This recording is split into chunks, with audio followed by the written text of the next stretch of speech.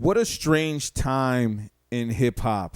Even to the whole Will Smith and Jada Pinkett, you know, and how they're trying to bring Tupac back into this. It's just really interesting how hip hop has such an important role on mainstream media. So I'm sure we've all heard the news about DJ Envy and Cesar Pina. And this asks the question, is this the end of the Breakfast Club? You know, we already heard all the speculations with Angela Yee, who left, saying that she felt that she was the only female on the show, whatever that meant, which Charlemagne and Envy went on to say that that wasn't true. But still, the fact that it was said. But then now we have DJ Envy with this whole real estate Ponzi scheme with his partner in crime, Cesar Pina, who he is saying that that is allegedly his partner and that he was unaware of the scams. But let me just say this. Really, man?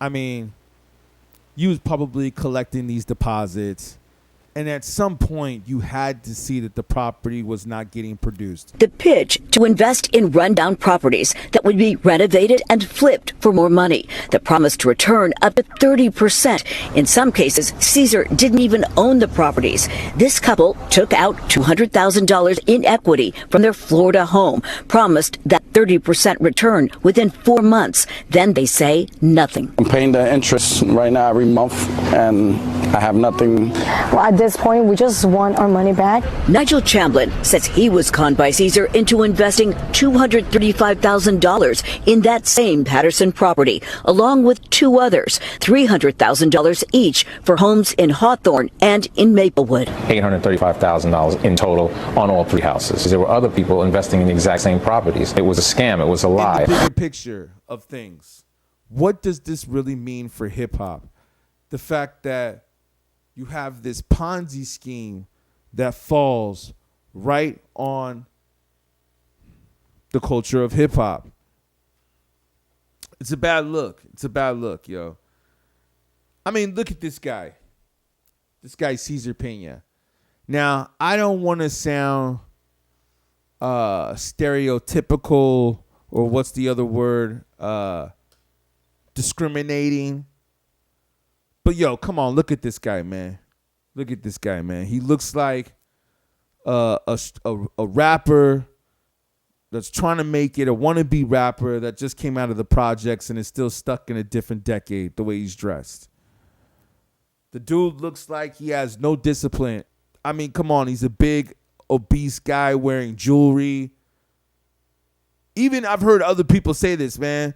Looking like he's wearing like a 5X or something, and there ain't nothing wrong with that, man. It's just like, come on, man.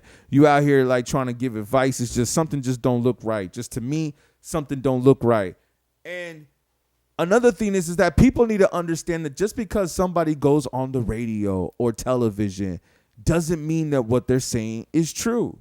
This guy, Cesar, is like a master con artist. He even wrote a book called Flipping Keys. That's on Amazon. And I was thinking like, yo, I haven't checked to see if Amazon still has it up. Yo, Envy, you can't come out with the video like this and say that you have nothing to do with this guy as a business partner. What up, y'all? It's DJ Envy. Join us July 31st right here at the Jacob Javits Center. We're doing a real estate seminar talking everything real estate from Airbnb to wholesaling to flipping. Not only that, you can partner with us on some deals. Make some money with us, your partner. And we'll see you July 31st. Come on. Yo, Charlemagne does not give a F. Yo, can we see some of these clips?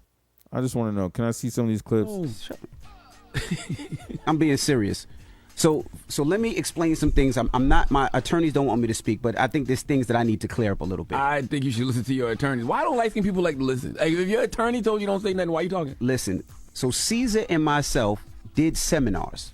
Now, the reason I did these seminars is because I wanted to uplift my community. That I didn't see a dollar of return. But for anybody to say I was involved, that's totally not true. I would never. I've been on this radio close to 30 years. And so yeah, man. I mean, we've seen all of these clips. The funny thing is just like Charlemagne just seems like, yo, he does not care that he is just exposing this man. I mean, he's not really exposing him, but you know what I mean. It doesn't sound like he's got his back either, even though he did say, listen to your attorneys, don't talk about it, don't address it. I agree with that. But the way he was just talking trash to Envy in this interview, man, Envy been going through a lot lately, right? The whole thing with Tyrese, too, with the box your mouth. So they're just making all these investments on these properties that are in the hood, man.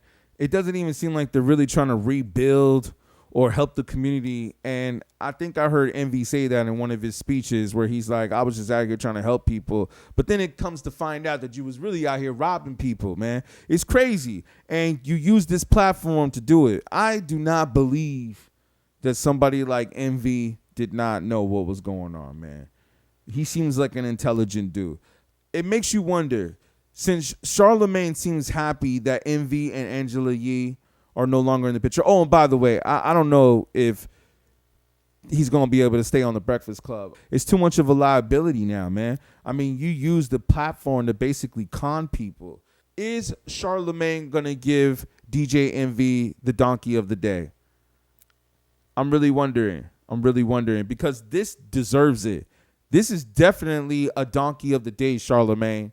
I mean, you got a DJ who's on one of the most popular hip-hop radio stations in the world, and he uses it to run a Ponzi scheme and gets caught, and now the feds are running up in the radio station, going through your computers and stuff.